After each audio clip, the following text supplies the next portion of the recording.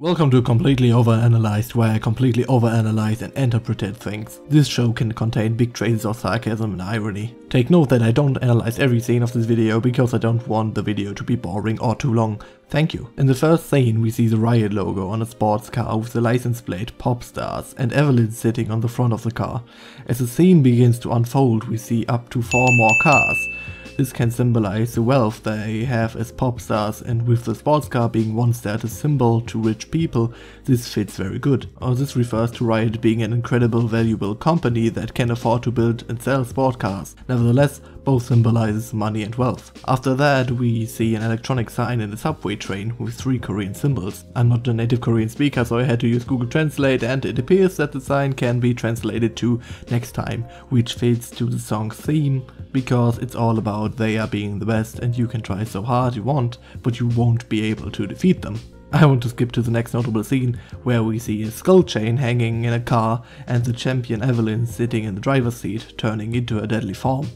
Obviously the skull depicts this deadliness. In the next scene we see a close-up of the champion Ari in what seems to be a beautiful nature scenery. But it turns out that this gorgeous landscape is just a picture in a washroom, and Ari is sitting on a washing machine next to a basket with clothing matching her popstar Ari skin.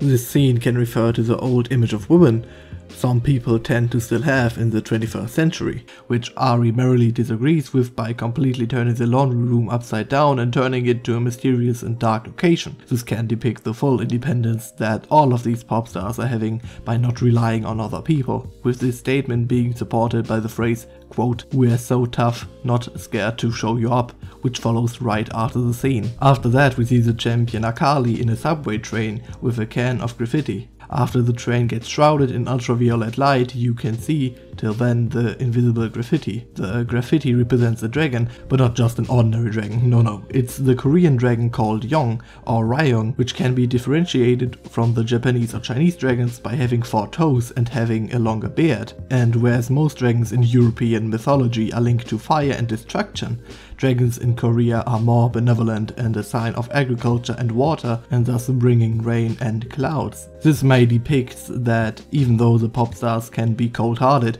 and very strong independent women, they are still capable of loving and caring, but with the clouds and the rain being in the complete contrast to that for most people, because rain is wet and clouds make the sky darker and hide the sun, and some people don't like that kind of weather or getting their clothes wet.